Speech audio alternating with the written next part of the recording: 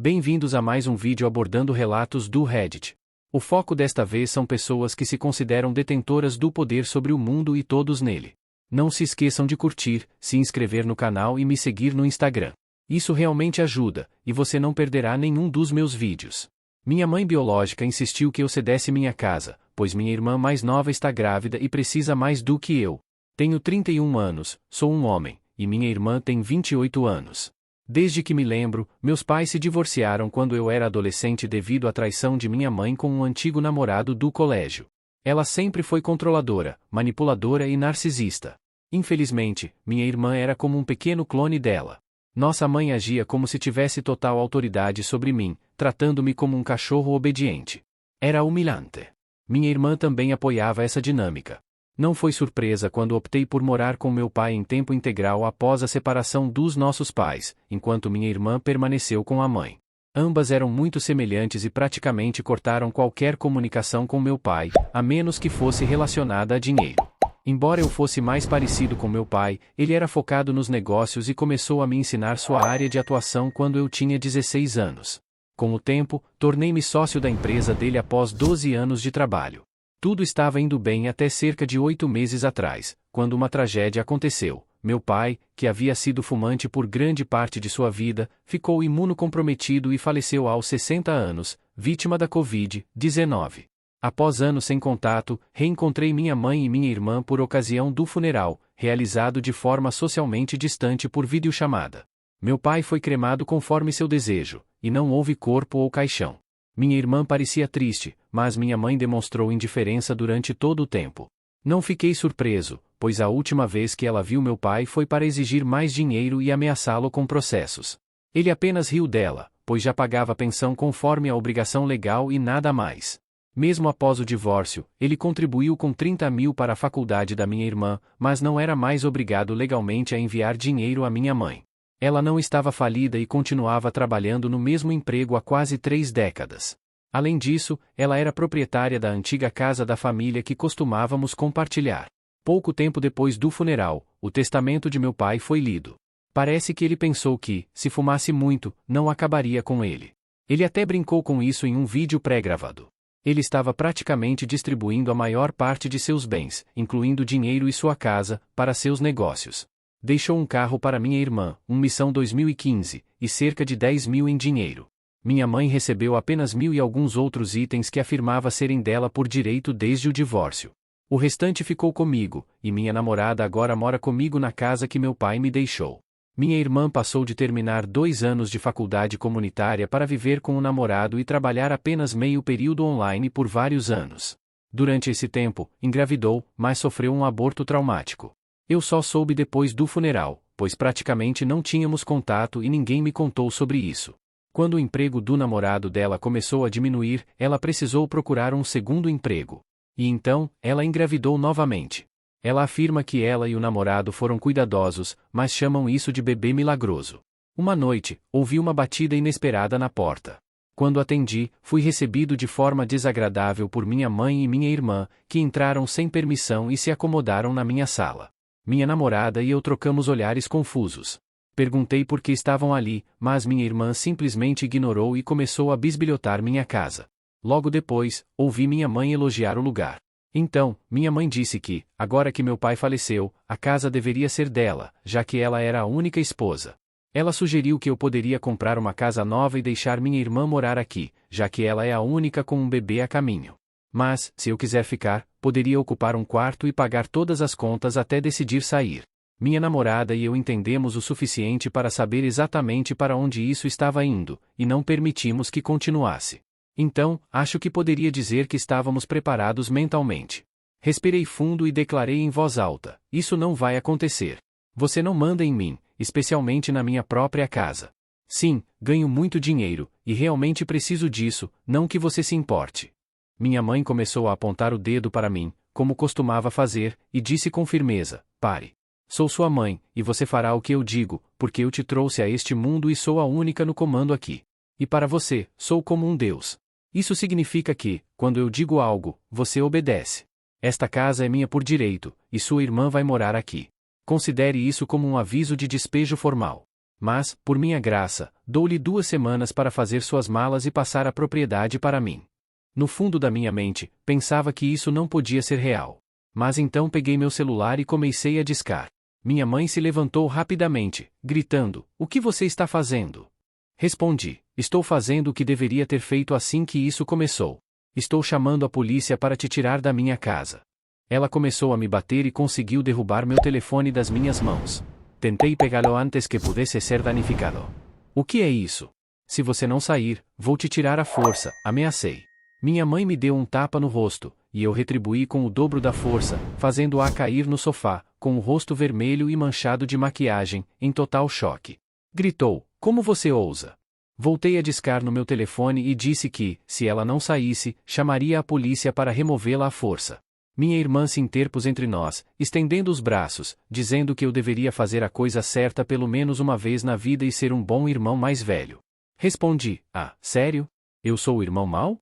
Da última vez que chequei, era eu quem tinha que trabalhar desde a adolescência. Eu tinha que fazer todas as tarefas da casa enquanto você ficava sentada jogando videogame ou conversando com seus amigos o dia todo. Você costumava roubar meu dinheiro suado só para sair às compras depois de gastar toda a sua mesada. Você é preguiçosa e ladra, então não devo nada a vocês. Agora, saiam, antes que eu decida discar este último número." Minha irmã começou a soluçar como um bebê, implorando: "Mamãe, faça ele parar." Minha mãe a abraçou e beijou suas bochechas, lançando-me um olhar mortal. Então, ela parecia ter tido uma ideia esperta e disse: "Você sabe, se você chamar a polícia, posso dizer a eles que você me agrediu. Quem sabe eu poderia dizer a todos que você planejava algo muito pior para uma pobre garota grávida. Não acho que seria bom para você." Levantei a mão e disse calmamente: "Pai, se você não percebeu, minha namorada estava com o telefone gravando quase o tempo todo. Isso significa que temos evidências de você me agredindo primeiro. E você admitindo abertamente que mentiria para a polícia? Não acho que isso seria bom para sua reputação no trabalho ou para o seu pequeno bebê. Se olhares matassem, minha mãe teria me aniquilado como uma arma nuclear tática, mas ela rapidamente mudou de atitude e começou a arrastar minha irmã chorosa pelo braço. Ela agia como uma criança completa, soltando-se do aperto da minha mãe para se sentar no degrau da varanda e ter um acesso de raiva. Eu olhei para minha mãe e disse: "Você vê agora? Este é o resultado da maneira mimada como você a criou." Minha mãe tentou arrastar minha irmã para fora dos degraus da varanda, mas ela se agarrou ao corrimão, repetindo: "Você me prometeu uma e outra vez." Eu ri e ordenei a ambos da porta para nunca mais voltarem. Minha mãe me mostrou o dedo do meio e tentou mais uma vez arrastar minha irmã para fora. Depois de alguns minutos, conseguiu fazê-la se levantar e sair com ela, enquanto me insultava. Pensei que fosse o fim, mas deixar as coisas acontecerem nunca foi o estilo da minha mãe. Depois de alguns dias, comecei a receber mensagens de pessoas que conheço e alguns parentes online. Alguns estavam furiosos comigo, outros apenas tinham perguntas sobre o que estava acontecendo. Tentei verificar meu Facebook, mas descobri que minha irmã e minha mãe me bloquearam em suas redes sociais. No entanto, minha namorada ainda conseguia ver tudo, já que eles mantinham seus perfis abertos. Capturamos todas as postagens e depois imprimimos algumas delas. Ambos os perfis continham publicações me chamando de ganancioso e sem coração, alegando que roubei a casa que deveria ser herança da minha irmã, pagando o advogado que cuidou do testamento do pai. Isso é uma mentira completa, e ambas sabem disso. Liguei para meu advogado, que também era advogado do meu pai e amigo de confiança da família. Enviei a ele as cópias de todas as capturas de tela do Facebook e o vídeo que minha namorada havia gravado no dia em que minha mãe visitou minha casa. Ele sugeriu apenas uma carta formal, mas eu queria ir além disso. Enviamos uma carta pelo correio expresso, que precisava ser assinada, para garantir que elas entendessem. Minha mãe ligou furiosa no mesmo dia em que a carta foi entregue. Disse a ela que se ela e minha irmã não retirassem todas as postagens falsas das redes sociais e contassem a verdade, enviaria todas as informações para toda a família e para o chefe dela. Ela me chamou de irracional e tentou justificar suas ações pelo bem da minha irmã. Disse que minha irmã ainda precisava mais da casa do que de mim. Afirmei sem rodeios que não importava o que ela pensasse, e se não se retratassem e contassem a verdade, garantiria que sua carreira acabasse. Ela disse resignadamente: "Bem, você venceu. Faça do seu jeito e fique com a casa." Naquela mesma noite, todas as postagens mentirosas desapareceram dos perfis delas. Fui desbloqueado, e minha mãe deu a mim e a todos os outros um pedido de desculpas pela metade, culpando seus impulsos e hormônios da gravidez por suas ações. Minha irmã também se desculpou, mas em termos vagos, apenas repetindo as palavras de nossa mãe. As respostas foram variadas nos perfis delas, muitos estavam furiosos por elas tentarem tomar minha casa.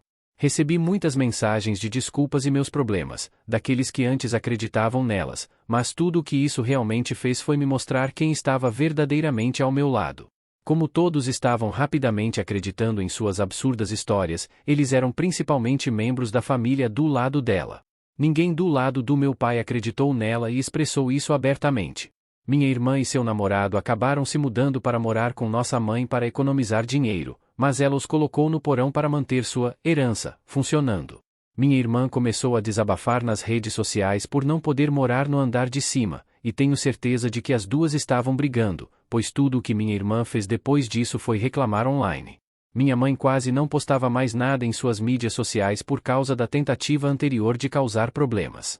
E para aqueles que chegaram até aqui, não é o fim da história. Fiquem ligados para mais atualizações em breve. Minha mãe finalmente mostrou seu verdadeiro eu, e agora ninguém a ama mais. Agora, todos vocês sabem do meu último post, onde contei sobre como minha mãe tentou agir como se estivesse no controle da minha vida e como agiu como se minha casa fosse dela para dar. Bem, isso acabou muito mal para ela e para minha irmã mimada. Isso me inspirou a comprar câmeras para minha casa, tanto por dentro quanto por fora. Meu pai nunca se importou com câmeras em casa, nem com TV, exceto por um filme ocasional. Ele apreciava principalmente seu uísque com cigarro e um bom livro. Mas agora que eu sou o dono da casa, as câmeras eram uma atualização muito necessária. Apenas para garantir que ninguém fora de nossos círculos de amigos próximos saiba sobre elas, minha namorada e eu mantivemos as câmeras em segredo. Algumas semanas se passaram sem nenhuma palavra de minha mãe ou irmã, além do que eu via nas redes sociais da minha irmã. Ela reclamava constantemente de morar no porão de nossa mãe, e tenho certeza de que estava deixando nossa mãe infeliz por isso. Mas o que aconteceu em seguida me surpreendeu. Recebi uma ligação desesperada de minha irmã dizendo que seu namorado estava questionando se ele era ou não o pai do bebê. Ele estava ameaçando sair sem fazer um teste de paternidade. Minha irmã chorou para mim, dizendo que sempre foi fiel a ele. Admito que havia uma chance de ela estar mentindo, porque o caso passado de nossa mãe fez nosso pai questionar nossa paternidade também. Sugeri que fizessem o teste de DNA para esclarecer a situação. Minha irmã estava tagarelando sobre a falta de dinheiro deles. Ofereci-me para pagar pelo teste de DNA, contanto que ela não viesse me pedir dinheiro ou favores com frequência. Ela concordou prontamente. Organizei o teste e até paguei mais para garantir resultados mais rápidos. No entanto, ainda levaria alguns dias. Eu não conhecia o namorado da minha irmã, mas quando o conheci, comecei a entender melhor a situação. Ele é de ascendência hispânica, e embora minha mãe não admitisse, era claramente preconceituosa, algo que ela herdou de meus avós. Resolvi conversar com o rapaz. Levei-o para tomar uma cerveja e ele desabafou. Disse que minha mãe estava insinuando que minha irmã o traía, assim como ela foi traída antes. Ele tinha dúvidas crescentes e até pensava se minha irmã não teria engravidado de propósito para prendê-lo. Percebi que ele estava certo sobre algumas coisas. Ele descreveu minha irmã como uma pessoa completamente diferente quando não estava perto de nossa mãe. Desde que moravam no porão dela, ela agia cada vez mais como uma criança. Isso me fez perceber que se eu tivesse uma sobrinha ou sobrinho, não poderia deixá-los serem criados por minha mãe. Então, fiz o que achei certo, ofereci-lhe um emprego e treinamento em minha empresa, caso os resultados do teste de DNA fossem positivos. Ele concordou imediatamente, pois também não queria mais morar com minha mãe. Os resultados do teste chegaram rapidamente pelo correio, mas minha irmã ligou dizendo que não estavam na correspondência que ela recebeu naquele dia. Perguntei quem recebeu a correspondência da caixa postal, e ela disse que foi nossa mãe. Isso confirmou minha suspeita de que ela estava tentando expulsar o namorado da minha irmã. Preventivamente, consegui que a clínica enviasse uma cópia dos resultados do DNA para meu endereço, que chegaram no mesmo dia pelo correio.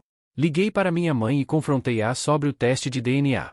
A conversa que se seguiu não foi gravada, mas lembro-me vagamente do que foi dito. Olá, mãe. Ouvi dizer que o teste de DNA da irmã não chegou pelo correio hoje. Oh, sim, mas pode estar aqui em breve. Você pegou. Sei que chegou hoje porque paguei para ser enviado como correio prioritário. O quê? Como você ousa me acusar de tal coisa? Eu nunca faria isso.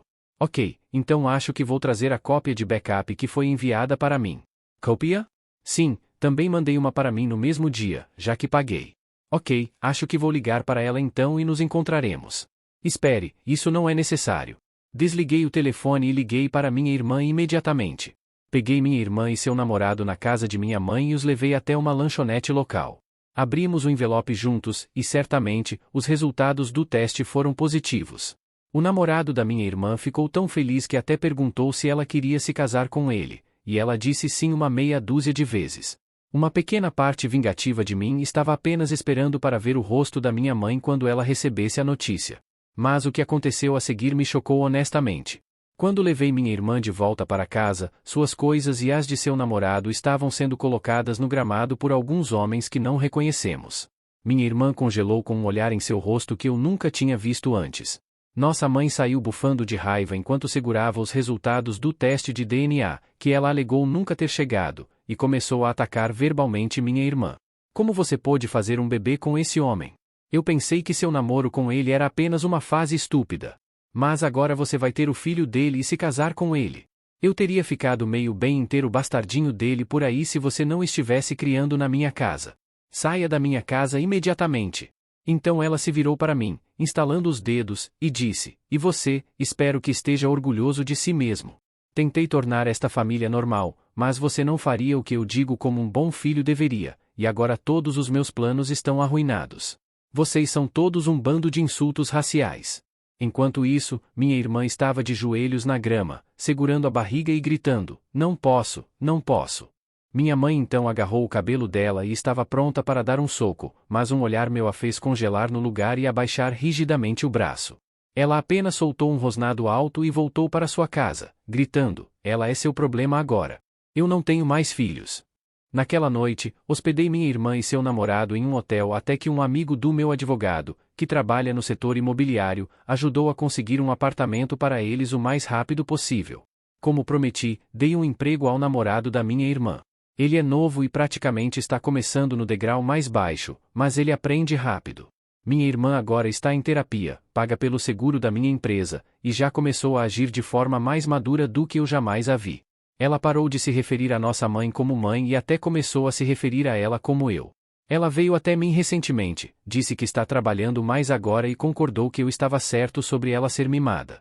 Ela está determinada a trabalhar duro para ser uma boa mãe e provedora para seu filho. Seu terapeuta parece estar fazendo um ótimo trabalho. Quanto à minha mãe, bem, ela realmente veio até minha casa em plena luz do dia quando não havia ninguém em casa e quebrou várias das minhas janelas da frente com grandes pedras que ela tinha em um balde de metal. As rochas tinham calúnias raciais escritas nelas, mas graças às câmeras que instalei, ela foi pega facilmente.